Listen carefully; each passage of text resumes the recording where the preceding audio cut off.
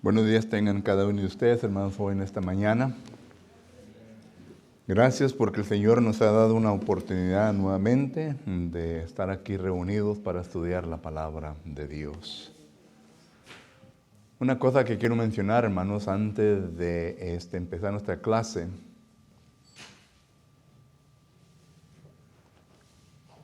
Nosotros no sabemos por qué suceden las cosas, pero sabemos que cosas en nuestra vida van a suceder. Y nosotros como cristianos debemos de entender que debemos de tener alegría y gozo cuando siempre ocurren situaciones en nuestra vida que parece ser que tienen la potencia de destruir nuestro ánimo, destruir nuestra manera de continuar adelante. Es lo que Santiago capítulo 1, versículo del 3 en adelante nos está diciendo. Siempre pensamos, ¿verdad?, lo peor de nuestra parte.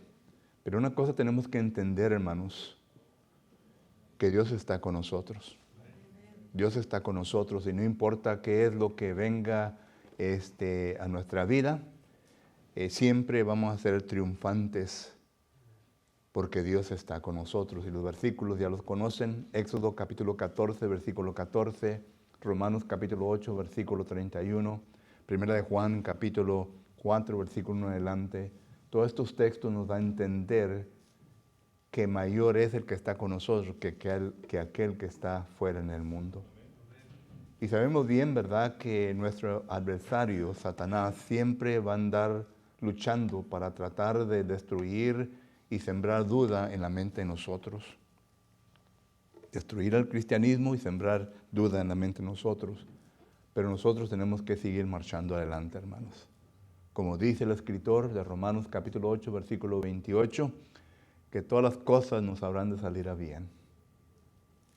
Momentos difíciles en la vida de cualquier miembro de esta congregación nos debe de unir, no solamente en oración, sino que también en esfuerzo para poder salir adelante con lo que tenemos que hacer.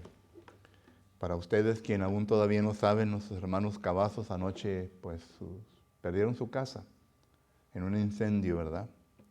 Le damos gracias a los hermanos que tuvieron ya en las horas de esta mañana, ¿verdad?, todavía atendiéndoles y ayudándoles a nuestros ancianos por prontamente tomar decisiones, ¿verdad?, que eran necesarias. A todos, ¿verdad?, por sus oraciones, por estos hermanos. El hermano Jaime todavía se encuentra ya trabajando cerca de Carlsbad, New Mexico. Y vamos a mantenernos en nuestras oraciones y ayudarles en lo que podamos hasta este momento. Entretengamos más esta información. Estoy seguro que los ancianos habrán de informar a la congregación concerniente a esto. Pero recuerde que esta no va a ser la última vez que vamos a pasar por situaciones así, sino que van a venir y estas situaciones en la vida nos hacen y nos deben de hacer, hermanos, más fuertes y nos deben de acercar más a Dios, porque sabemos bien que Él es el único que nos puede ayudar para que podamos seguir adelante. Y estamos estudiando, ¿verdad?, el tema, conozca a su enemigo. Y claro que el enemigo número uno, ¿verdad?, nuestro, no solamente somos nosotros mismos, pero también nuestro adversario, que es Satanás. Primera de Pedro, capítulo 5, versículo 8, dice que hay que velar, ser sobrios y velar, porque nuestro enemigo, el adversario, anda como león rugiente para tratar de devorar la vida de cada uno de nosotros.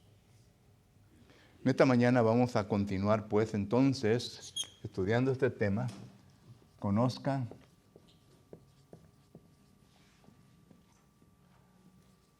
al enemigo.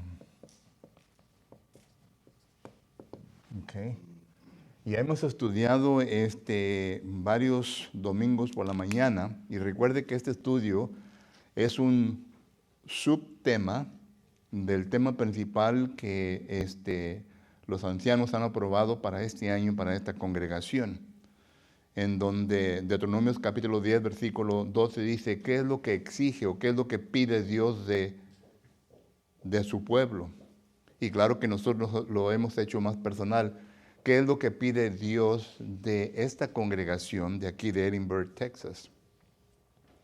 Y estuvimos viendo que en Filipenses capítulo 3 y versículo 18, el apóstol Pablo le comenta a los hermanos ahí en Filipo de que en muchas ocasiones les había dicho y ahora dice, les ruego y orando que conozcáis a los enemigos de la cruz. Y estamos basados en ese tema, en el versículo 18, que debemos nosotros de conocer al enemigo. Y estuvimos viendo que el enemigo podemos hacer nosotros mismos. Segundo, estuvimos viendo, ¿verdad?, que el enemigo puede ser nuestras amistades. Tercero, estuvimos viendo que el enemigo puede ser nuestra familia. Y hoy quiero estudiar con ustedes, ¿verdad?, que el enemigo puede ser nuestra hermandad.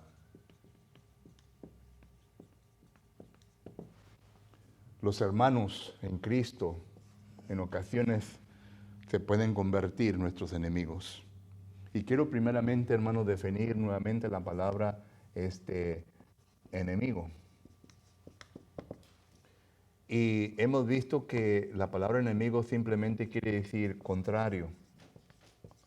Contrario. ¿Contrario a qué? Contrario a la doctrina. Contrario a nuestra práctica. Contrario a nuestros deseos. Y claro, deseos cristianos, ¿verdad? Esto es a lo que me estoy refiriendo. Esto es a lo que la Biblia se está refiriendo cuando dice enemigo. Es decir, algo que es contrario a la doctrina que se nos ha dejado. Existe solamente una doctrina. Esta doctrina es la que viene directamente de la mente de Dios. Y Dios se la reveló a sus profetas, a sus santos hombres, como dice 2 de Pedro, capítulo 1, versículo 20 y 21. Y fue revelada. Sin embargo, miramos nosotros que se desviaron de esta doctrina. En vez de ponerle atención a la doctrina que Dios le había revelado a sus santos hombres, a los profetas, ellos comenzaron a formular un comentario.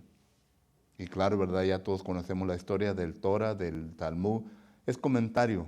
Y este comentario, ¿verdad?, ya fue basado en opiniones de los rabinos, de las personas que ellos nombraron doctores de la ley. Y por lo tanto, ¿verdad?, se vino desviando hasta que Jesucristo tuvo que venir, Juan capítulo 1, versículo 17, para traer la verdad. Jesús en ocasiones, él mencionó al pueblo judío, yo no he venido para hablar y para establecer mi propia doctrina, sino que yo he venido para establecer la doctrina de mi Padre. Juan capítulo 7 y también miramos 17 que nos habla concerniente a esto. Y hay otros textos que nos enseña que Jesucristo dice, yo no vengo a hablar mis propias palabras, sino que vengo a enseñar las palabras de mi Padre. Y claro que esta doctrina, la cual nosotros leemos en el Nuevo Testamento, nos viene a inculcar una diferente práctica en nuestra vida. Es decir, ya venimos a practicar diferente a lo que el mundo nos ha enseñado. El mundo nos ha enseñado, ¿verdad?, que si alguien nos hace mal a nosotros, entonces nosotros debemos de tomar venganza.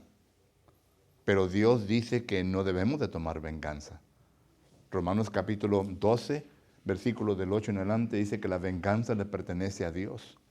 Solo que cuando alguien nos hace mal, solamente hay que encomendar a Dios esto lo que ha sucedido en mi vida y que Dios se encargue de él. Porque dice la venganza es mía.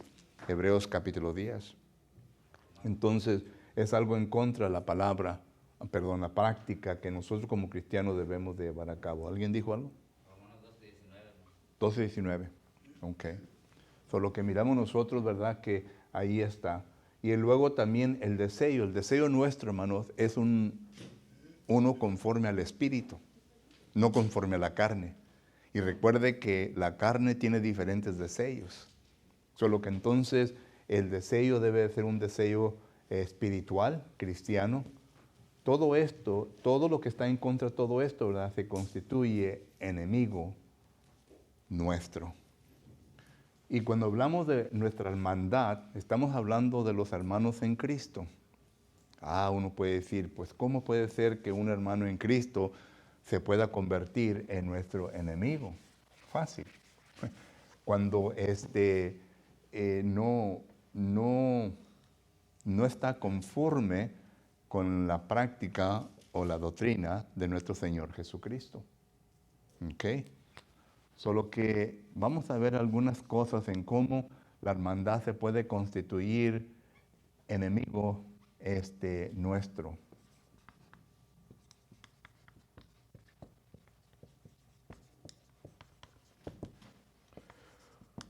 Primeramente tenemos Mateo capítulo 12 y versículo que es 30, en donde dice lo siguiente.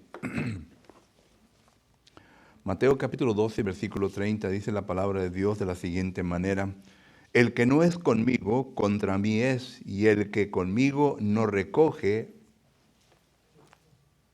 dice, desparrama. ¿Ok?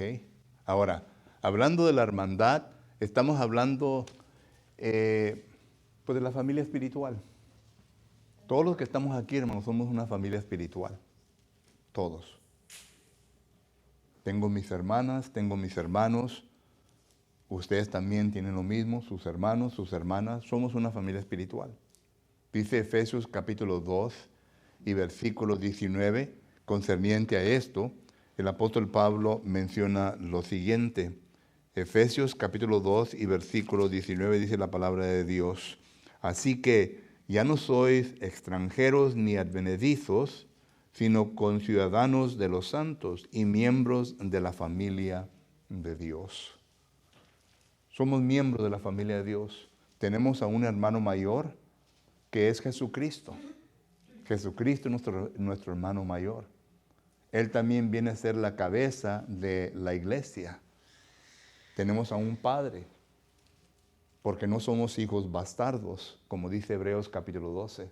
Tenemos a un padre y por lo tanto, ¿verdad?, este padre los ha hecho, nos ha dado la oportunidad para poder volver a renacer y volver a reconciliarnos con Él, porque el pecado nos había separado. Isaías 59, versículo 1 y 2. El pecado separa, solo que Él hizo lo posible, ¿verdad? Estableció todo lo necesario para poder volver a reconciliarnos. Colosenses capítulo 1, versículo 21. Ahora que sois reconciliados, somos reconciliados con el Padre, entonces ya entramos a la familia espiritual.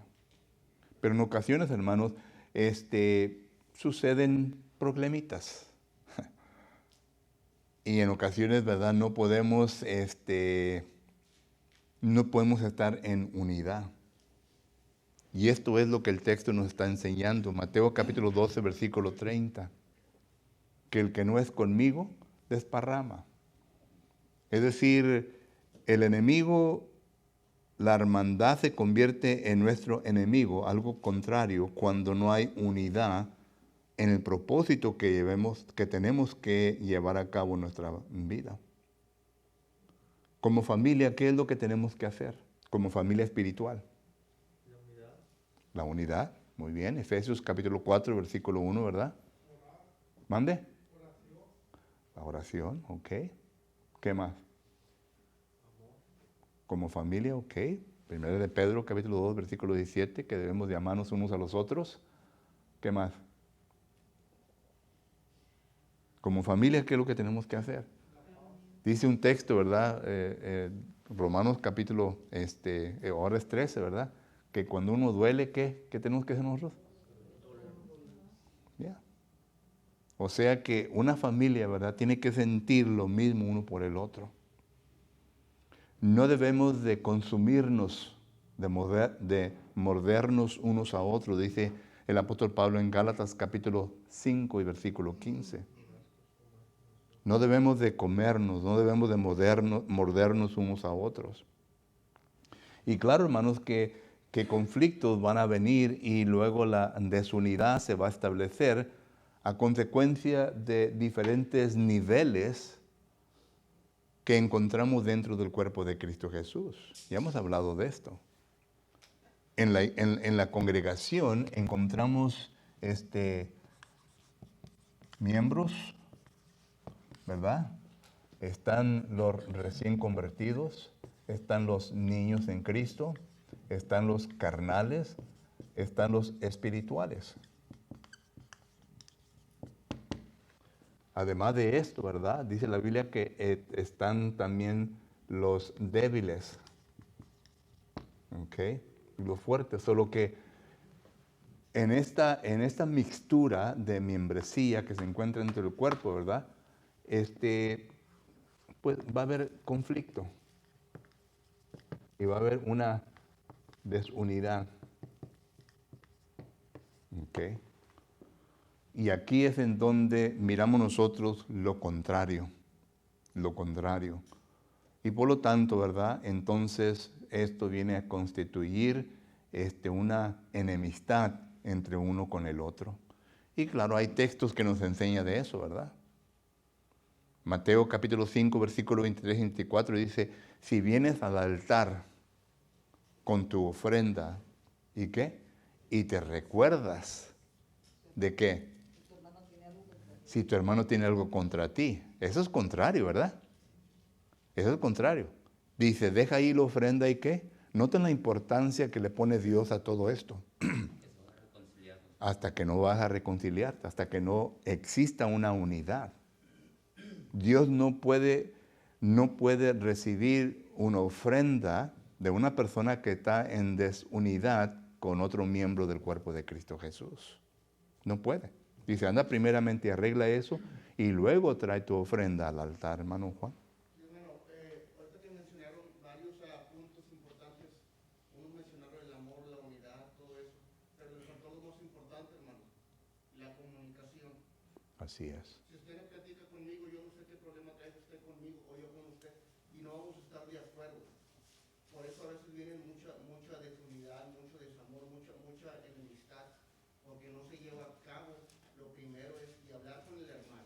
Okay. A veces yo no sé qué es lo que aquel hermano trae en contra mía o yo sé, y cómo voy a saber que yo estoy mal si tú no has platicado conmigo. Así ¿Dónde es. está el amor? ¿Dónde está la unidad? Así es. ¿Dónde está todo lo que lleva dentro de lo que es la palabra de Dios? Así es. Y aparte, tanto ancianos, diáconos y miembros, siempre debe de haber comunicación en todos lados. Así En es. la familia espiritual y en la familia terrenal es lo primero. Así es. ¿Qué es lo que dice Pablo, verdad? En Efesios capítulo 4, versículo 28 en adelante, ¿verdad? La comunicación. Y es cierto, ¿verdad? Cuando se establece una situación, lo primero es que uno sentarse y oír, ¿verdad? Y oír.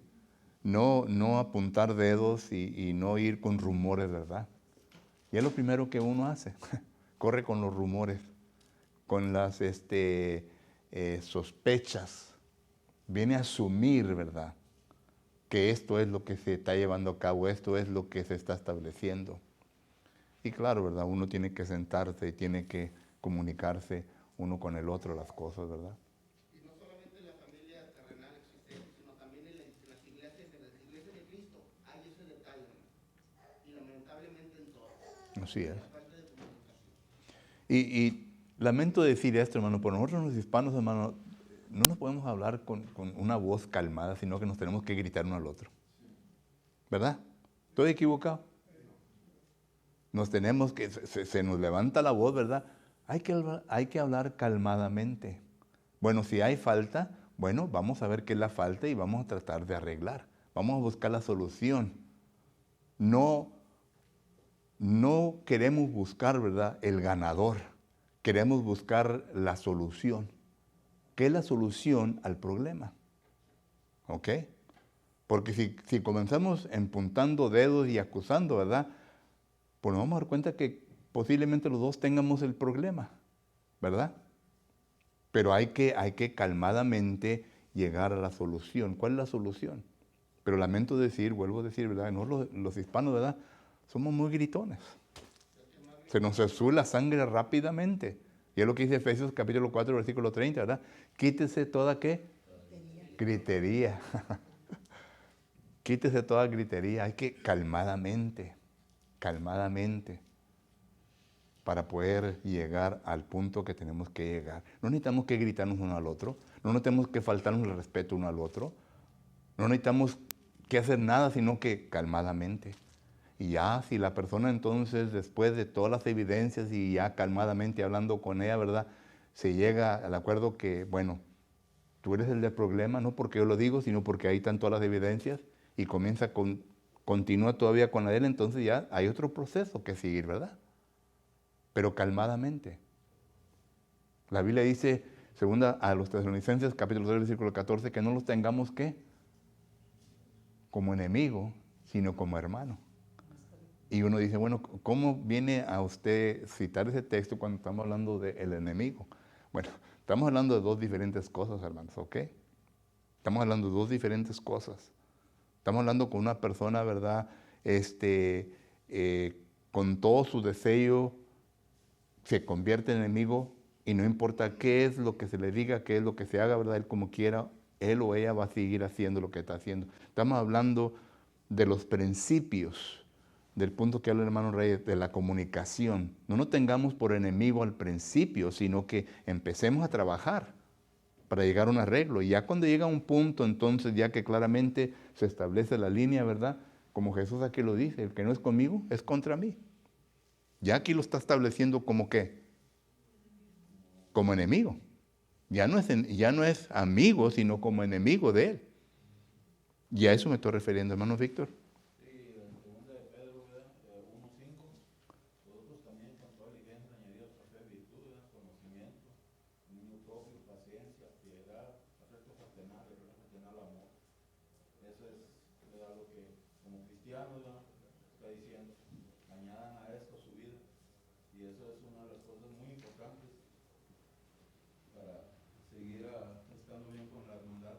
Sí, sí.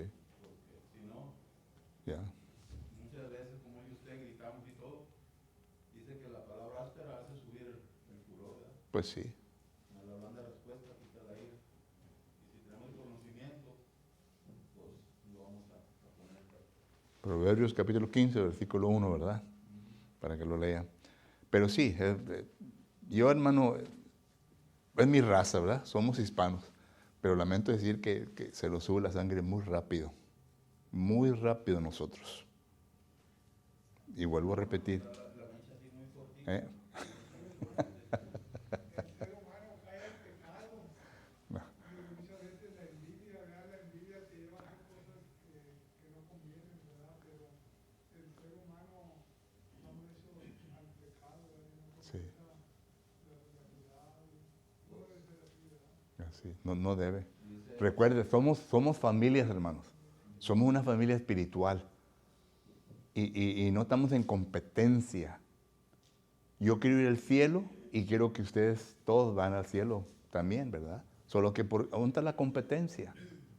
No hay competencia.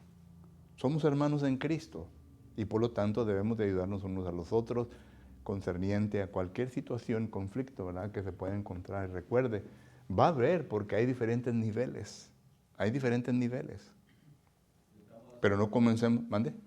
Necesitamos, como cristianos, ¿verdad? Que somos luz, hacer las cosas, ¿verdad? Porque dice que somos hechura suya, ¿verdad? Creados en Cristo Jesús para toda buena obra. Para que sea Filipenses 3:10.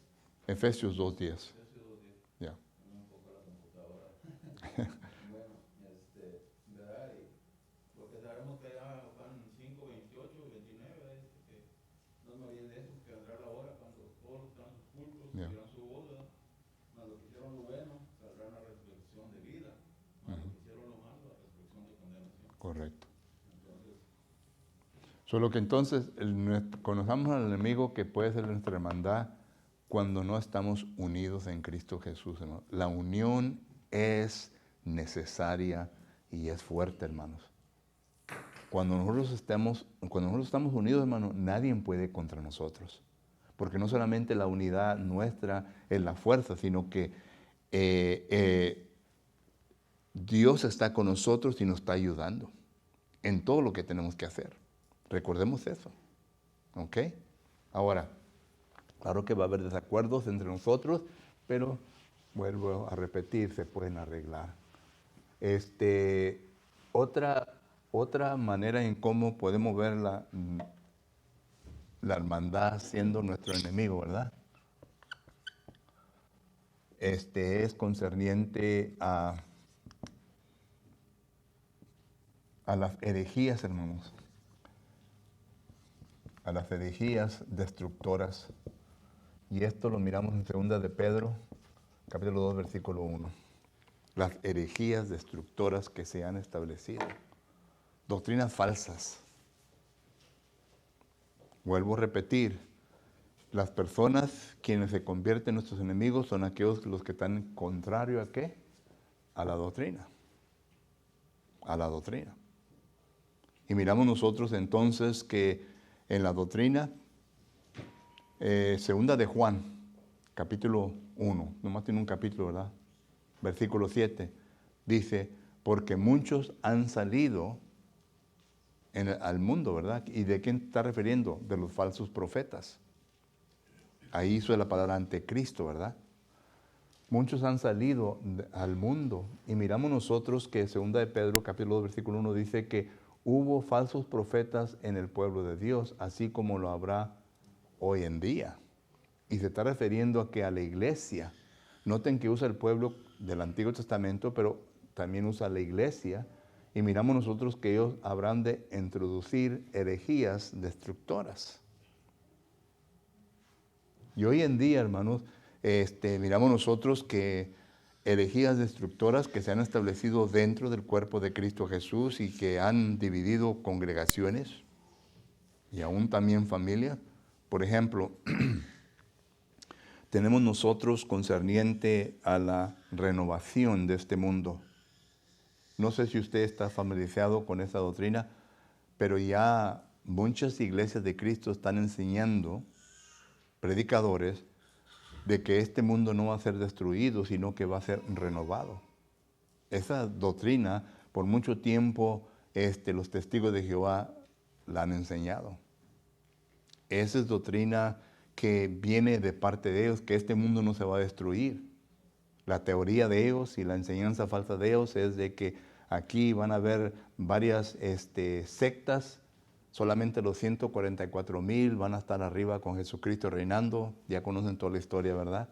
Solo que entonces miramos nosotros que eso la han enseñado por muchos años. Esa doctrina no existía con los padres apostólicos, sino que comenzó a enseñarse en los 1830. Solo que miramos nosotros que no hay consistencia después de los 1830 concerniente a esta doctrina. La renovación del mundo.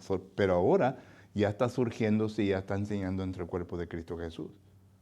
Un hermano o hermana que enseñe esta enseñanza no es amigo de Dios, ni mucho menos de nosotros, porque es una herejía destructora. Y también tenemos concerniente al Espíritu Santo, hermanos. El Espíritu Santo se enseña por algunos miembros del cuerpo de Cristo Jesús que el Espíritu Santo literalmente mora en el cristiano. Y esto es falso. Si el Espíritu Santo literalmente mora en el cristiano, entonces el cristiano tiene el poder para hablar en lenguas. Y ellos dicen que sí. El cristiano tiene el poder para sanar, el cristiano tiene poder de sabiduría. Bueno, la lista se va larga. Pero la Biblia no enseña que el Espíritu Santo mora literalmente en el cristiano. La Biblia enseña que el Espíritu Santo mora en el cristiano, pero la pregunta que uno tiene que hacer es cómo mora el Espíritu Santo en el cristiano. Y es por medio de la palabra. Efesios capítulo 6 y versículo 17 nos habla de eso. Y hay, muchos argumentos concernientes a esto. Solo que esta es otra doctrina que miramos nosotros concerniente a esto. otra doctrina concerniente al infierno.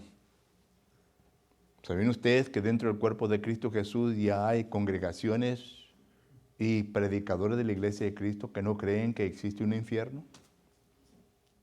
El argumento más que se pone por delante es cómo puede ser que un Dios de amor venga a castigar a su creación. Ese argumento ha existido por muchos años. Pero recuerde lo que dice Romanos capítulo 11, versículo que es 33. ¿Qué dice? Bueno, vamos a leerlo, ¿verdad? Juntos para que así miren lo que dice Romanos capítulo 11 y versículo 33. Dice la palabra de Dios de la siguiente manera. Dice Romanos capítulo 11 y versículos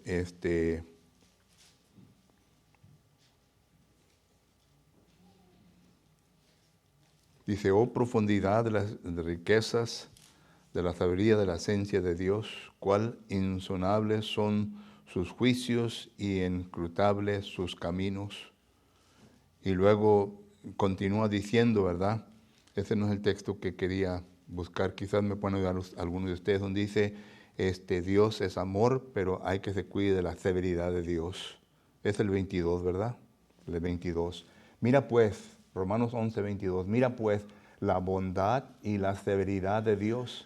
La severidad ciertamente para con los que cayeron, pero la bondad para contigo. Si permaneces en esa bondad, pues de otra manera tú también serás cortado. Aquí está hablando de las dos partes de Dios. Y Apocalipsis capítulo 3 y versículo 19 dice, al que Dios ama, castiga.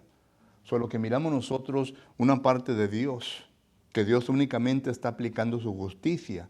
No que Dios esté haciendo y que vaya a castigar o que vaya a reprender severamente a una persona porque lo quiere hacer, sino que simplemente al aplicar la justicia de Dios, eso es lo que se va a encontrar, se va a ver.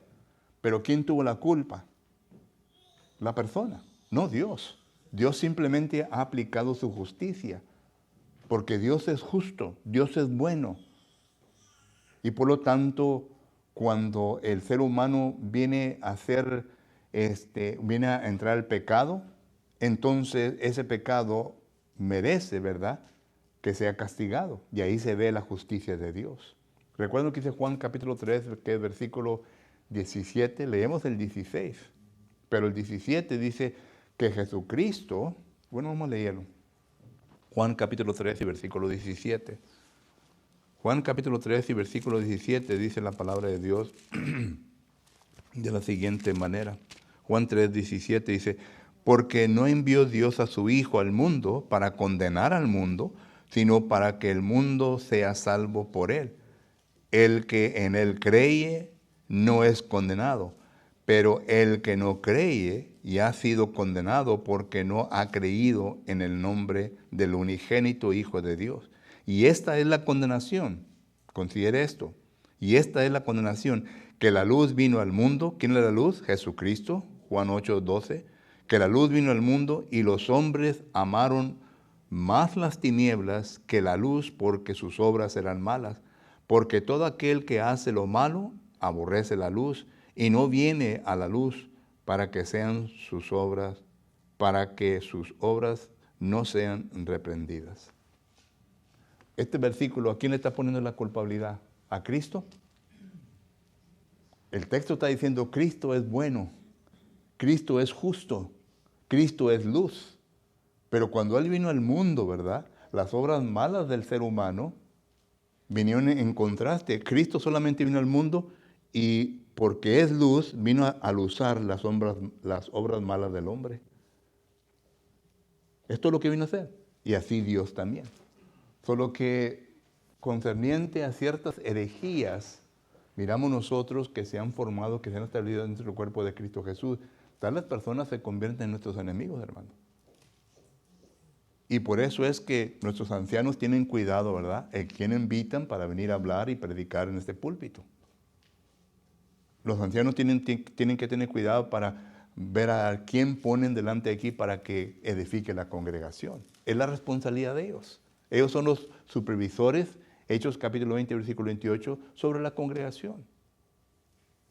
Y que ninguna falsa enseñanza, ¿verdad?, se venga a desarrollar dentro del cuerpo de Cristo Jesús. Solo que, ¿quién es nuestros enemigos? Puede ser la propia hermandad. Pregunta o comentario. Dice Proverbios. Dice también que tenemos la responsabilidad de taparles la boca también. También. No nomás de saber, sino que tenemos que ponerle alto también. Tito capítulo 1, versículo 5, hermanos, en adelante. Porque ustedes seguramente que han visto ancianos que se paran, ¿verdad? Cuando alguien está hablando y está predicando algo falso, se paran y dicen, hermano, por favor, calle, abájese de púlpito. Y uno piensa, este hermano, ¿por qué se paró, hombre? ¿Quién le dio la autoridad?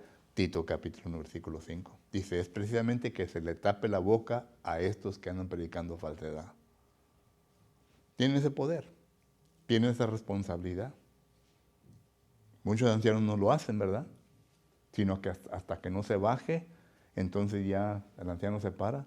Miren, hermanos, lo que este hermano enseñó aquí está equivocado. Es error, porque la Biblia enseña de esta manera y luego lo hablan con él.